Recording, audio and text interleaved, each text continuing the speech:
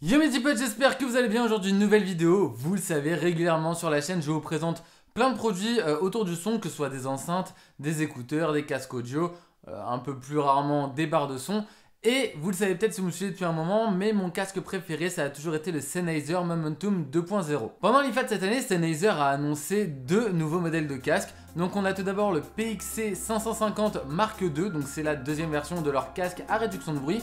Et bien sûr, le Sennheiser Momentum 3. Enfin, c'était clairement lui que j'attendais.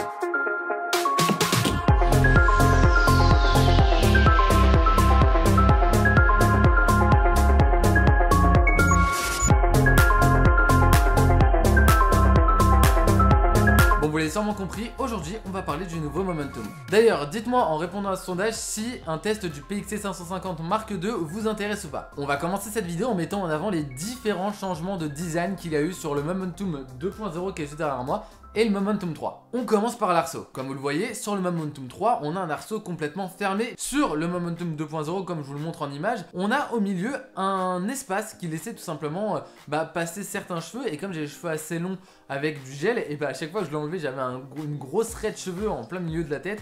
Voilà, c'était pas super élégant quoi. En plus de ça, on a maintenant un rembourrage très épais par rapport au Momentum 2.0, donc c'est vrai que ça améliore beaucoup le confort. Le Momentum 2.0 était un casque très confortable, et le 3 l'est encore plus en finale grâce à ces mousses bien plus épaisses qui permettent de gagner en confort, tout simplement. En revanche, le point design qui m'embête beaucoup sur ce casque, c'est les boutons. Quand sur le Momentum 2.0, on avait seulement que 2 boutons qui permettaient de faire plein d'actions différentes, ici on a jusqu'à 5 boutons. Et ces 5 boutons au final font exactement la même chose que sur le Momentum 2.0, sauf ce petit bouton, le petit bouton de la réduction de bruit, mais ça on en parle un peu plus tard. Donc voilà, c'est quelque chose qui m'embête un peu parce qu'au final on a des gros boutons, alors que sur le Momentum 2.0 on avait un simple bouton poussoir et glissière qui faisait parfaitement le taf. Je comprends pas pourquoi Sennheiser est passé sur d'aussi gros boutons. Le seul bouton qui va changer au final, c'est ce bouton là. Donc ça c'est le bouton de la réduction active de bruit. Elle va nous permettre tout simplement soit de couper la réduction active de bruit, soit de l'activer, soit d'activer un mode transparent hearing. Je vais pas le dire en anglais parce que mon accent est pas ouf. Mais en gros ce mode là va permettre d'amplifier les bruits ambiants tout simplement pour ne pas être isolé quand on a le casque sur la tête. Mais vous en faites pas, la réduction de bruit on en parle juste après. Et pour finir sur les évolutions de design qui ne me plaisent pas du tout, ici on a une énorme LED par rapport au Momentum 2.0 où on avait un tout petit point lumineux. Là c'est quand même assez gros et au final je trouve pas ça esthétique du tout. Très honnêtement c'est des choix de design que j'ai beaucoup de mal à comprendre. Malgré tout on retrouve bien sûr la signature de Sennheiser et de sa gamme Momentum, donc il faut savoir que c'est sa plus haute gamme en tout cas pour le grand public. On retrouve des coussinets très confortables et très épais. On retrouve bien sûr ces glissières en acier qui font toute la différence, avec bien sûr ces boutons qui vont permettre de glisser les écouteurs sur les glissières. Et enfin on retrouve un autre point typique des Sennheiser Momentum, ces câbles en tagliatelle. D'ailleurs on retrouve des charnières bien plus grosses que sur le Sennheiser Momentum 2.0 qui peuvent que garantir encore plus leur tenue dans le temps. Le Momentum a toujours été mon casque préféré, mais c'est vrai que plus le temps passait, plus la concurrence sortait de nouveaux casques avec plein de fonctions et qui au final manquait cruellement au Momentum. On retrouvait des fonctions assez pratiques de mise en pause de la musique ou d'extinction complète du casque. On retrouve aussi des applications mobiles, bref, plein de petits à côté qui au final permettaient d'avoir une meilleure expérience utilisateur. C'est aussi pourquoi j'attendais vraiment cette mise à jour. Tout d'abord, maintenant quand on va ouvrir ou fermer le casque, il va donc s'allumer ou s'éteindre et ça c'est super pratique, ça évite un bouton en plus, déjà qu'il y en a pas mal sur ce casque.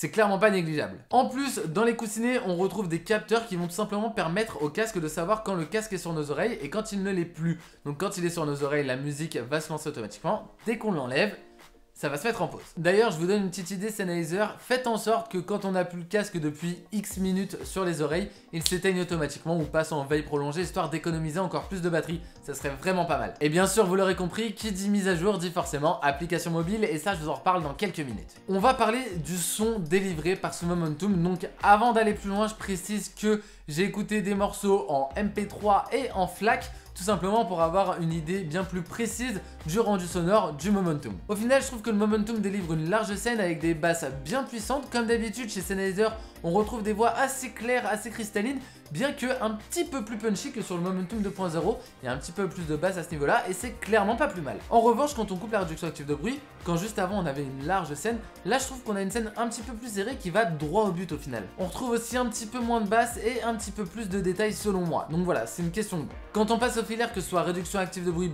activé ou désactivé, je n'ai pas vu énormément de différence et c'est là qu'on voit l'expertise d'une marque comme Sennheiser qui fait de l'audio depuis des décennies, Clairement, le casque est parfaitement calibré pour qu'on n'ait pas de différence de rendu, que ce soit en filaire ou non filaire, et c'est clairement très appréciable. Au final, niveau audio, je suis clairement conquis par le Sennheiser Momentum 3.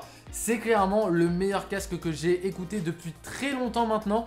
Clairement, la dernière fois que j'ai écouté un casque qui m'a autant plu, c'était le Momentum 2.0. Donc voilà, clairement, un très bon rendu par le Sennheiser Momentum 3. Comme je l'ai dit, on retrouve une application dédiée au casque et aux différents produits Sennheiser. Donc c'est l'application Smart Control, mais comme beaucoup d'applications de la marque, on a de gros problèmes de compatibilité, de connexion, de synchronisation. Là, ce casque, j'ai galéré peut-être entre 10 et 15 minutes pour le faire reconnaître par l'application mobile. Donc voilà, c'est tous ces petits problèmes de synchronisation qui, au final, impactent directement l'expérience utilisateur. Au final, quand l'application marche, je la trouve plutôt pas mal. Elle est assez minimaliste, elle est d'ailleurs assez avare en fonctions, hein, il faut le dire, on a le droit à 3 fonctions.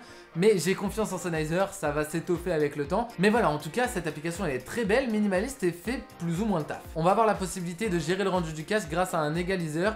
Donc égaliseur comme tu veux. Mais en tout cas, cet égaliseur est sublime, il est vraiment magnifique. Mais assez compliqué à prendre en main, il faut le dire. C'est un petit coup à prendre, mais une fois qu'il est réglé, de toute façon, on n'y touche plus. On a ensuite un onglet Transparent Hearing, donc c'est comme je l'ai dit l'amplification des bruits environnants. Ça va tout simplement nous permettre d'activer ou désactiver cette fonction, de permettre l'écoute de musique en même temps que cette fonction est activée. Très honnêtement, c'est une fonction que j'utilise pas beaucoup parce que c'est vrai que quand je mets un casque sur ma tête, j'ai envie d'être complètement isolé. Ça m'empêche pas de regarder à droite et à gauche quand je traverse. Mais voilà, moi je veux pas de son du tout quand j'écoute de la musique. Et enfin, le gros du gros, on retrouve une fenêtre pour gérer complètement la réduction active de bruit sur le Momentum 3. Parce que oui, comme sur le Momentum 2.0, on a une réduction active de bruit. Mais sur le Momentum 3, elle est bien plus efficace. C'est vrai que sur le Momentum 2, on avait une réduction active de bruit, mais avec le temps, elle est devenue anecdotique. Je dis pas qu'elle s'est dégradée avec le temps, je dis juste que les technos ont tellement évolué, que ce soit avec Sony, avec Bose, qui proposent des réductions actives de bruit tellement épatantes, que le peu qu'elle faisait, au final, on l'entendait plus vraiment. Mais clairement, sur le Momentum 3, c'est une toute autre histoire. Le Momentum 3 a une réduction active de bruit diablement efficace. Clairement, je l'ai dit sur Instagram si vous ne me suivez pas en story, le Momentum 3 roule clairement sur les plates-bandes de certains constructeurs qui ont sorti des casques à réduction active de bruit. Clairement, c'est épatant. Bon, je vais me calmer un peu, hein. Très honnêtement, on ne rivalise pas encore avec le XM3 de Sony ou encore le QC35 de Bose, mais clairement, la réduction de bruit active fait parfaitement le taf, que ce soit dans la rue ou encore plus dans le métro, et c'est clairement là pour moi le plus important. On n'entend vraiment pas grand chose, hein. Donc en vrai, si vous voulez un casque avec un très bon rendu sonore et une réduction active de bruit qui passe en second plan mais qui fait tout aussi bien le taf, je vous conseille vraiment de foncer sur le Momentum 3. Sur l'application, on va avoir le choix entre 3 niveaux de réduction active de bruit, mais clairement, comme je l'ai dit, je préfère la mettre au maximum histoire d'être complètement isolé. Niveau autonomie, Sennheiser annonce 17 heures d'écoute, réduction active de bruit activée et en Bluetooth. C'est ce que j'ai pu voir, hein. Je l'ai reçu, il avait à peu près 50% de batterie. Je l'ai utilisé pendant 3 jours et après ces 3 jours, j'ai été obligé de le recharger au maximum. Et depuis, je ne l'ai plus rechargé. Ça doit faire maintenant à peu près du coup 5-6 jours que je l'ai pas rechargé. Et donc ce que je peux en dire niveau autonomie, c'est qu'il semble respecter ses promesses. Quoi qu'il arrive, si vous n'avez plus de batterie et que vous avez un port jack sur votre téléphone, il faut savoir que le casque a bien sûr une prise jack et que vous pourrez brancher donc le casque à votre device. On ne sait pas encore lequel.